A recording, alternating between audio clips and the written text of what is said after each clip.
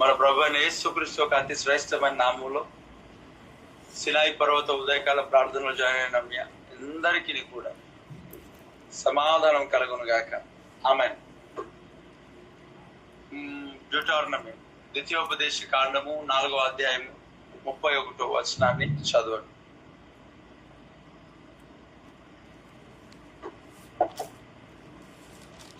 ద్వితీయోపదేశ కాండము 4వ అధ్యాయం 31వ వచనం.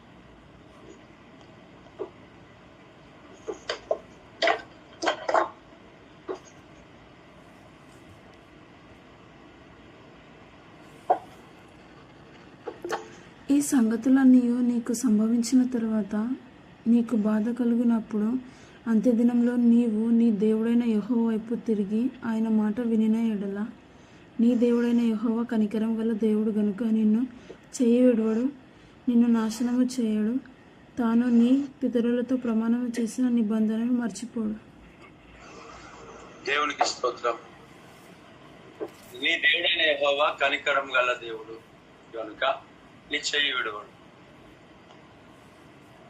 నేను నాశనం చేయుడు, నీ పితరులతో ప్రమాణం చేసిన నిబంధనను మర్చిపోడు. దేవునికి స్తోత్రం. దేవుని యొక్క వాక్యంలో ఇక్కడ రాయబడిన మాట, మన దేవుడని యెహోవా కనికరం కలిగిన వాడు, ఆయన మన చెయ్యి విడవడు, ఆయన మనలను నాశనము చేయడు. Praise Jesus. పిల్లరా, ఆయన కనికరము కలిగిన దేవుడు. God is a God of compassion. ఈ మాట నాకు మొన్నటి దినాన చెవులో వినబడింది. నీ దేవుడు, మన దేవుడని ఎవరంట? కనికరము కలిగిన దేవుడు, కనికరము చూపించే దేవుడు. కనికరం కనికరం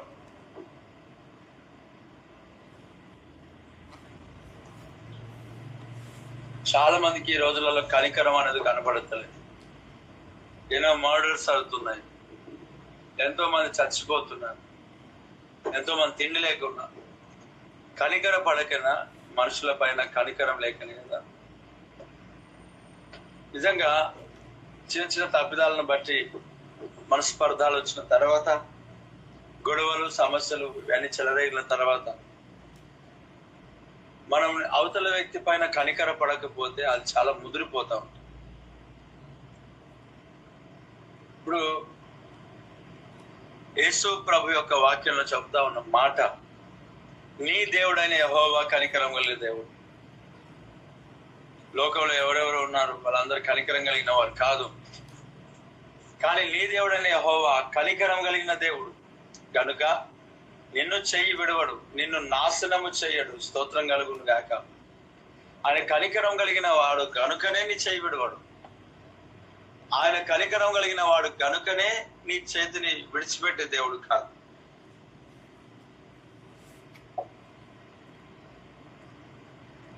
తర్వాత ఆయన నాశనం చేయడు. ఆయన వర్ధిలింప చేస్తాడు, దీవిస్తాడు, ఎదిగింపజేస్తాడు, కానీ నాశనం చేయడు. ఈరోజు ప్రభు కనికరం కలిగే దేవుడుగా కనబడుతున్నాడు. ఆయన మనల్ని చేయి విడవడు, అదే సమయంలో మనల్ని ఆయన నాశనము చేయడు. కనికరించి కృప చూపించి మెఫీబోషెతుని ఎలాగైతే దావీదు రాజు భోజన బల్ల ఎదుట కూర్చోబెట్టుకున్నాడో, అలాగే కనికరం కలిగిన దేవుడు మనల్ని కూడా మన పట్ల కనికరించి, సౌలు కుటుంబకంలో శిక్షకు పాత్రలుగా ఉన్నప్పటికీ కూడా మెఫీబోషెతుని దావీదు రక్షించినట్లుగా మనము శిక్షకు పాత్రులమే, కానీ రక్షణ తెచ్చిన ఆ ప్రభుని యేసుక్రీస్తు కనికరం కలిగిన దేవుడు. కనికరించి మన చెయ్యి విడవక పట్టుకొని మనల్ని సమూల నాశనము చేయక, నాశనం చేయనని వాగ్దానం చేసిన దేవునికి సమస్త మహిమ ఘనత ప్రభావించును గాక. అట్టి కార్యం జరిగించిన దేవుడు స్తోత్రం. దేవునికి స్తోత్రం. కాపాడాడు, విడిచిపెట్టలేదు, నాశనం చేయలేదు కుటుంబాన్ని. ఆయన తోడుగా ఉన్నాడు, ఆయన నడిపిస్తూ ఉన్నాడు.